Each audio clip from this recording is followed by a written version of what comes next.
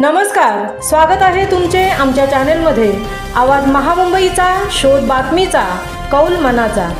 चला तर मग आमचे चॅनल शेअर करा, लाईक करा आणि सबस्क्राइब करा।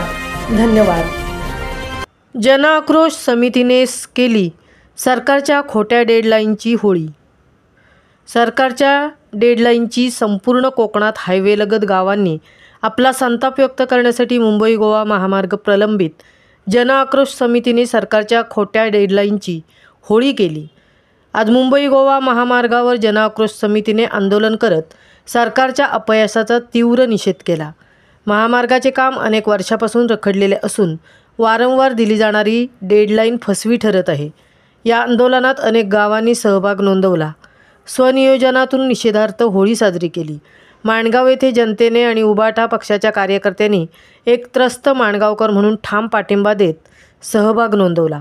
सरकारच्या खोट्या आश्वासनांची होळी करत जनतेने आपला संताप व्यक्त केला। कोकणवासियांचा आवाज सरकारला ऐकावा लागेल, ही या आंदोलनाची स्पष्ट नोंद आहे। आवाज महामुंबईचा चॅनेलसाठी मिलिंद खारपाटील सह तृप्ती भोईर, माणगाव।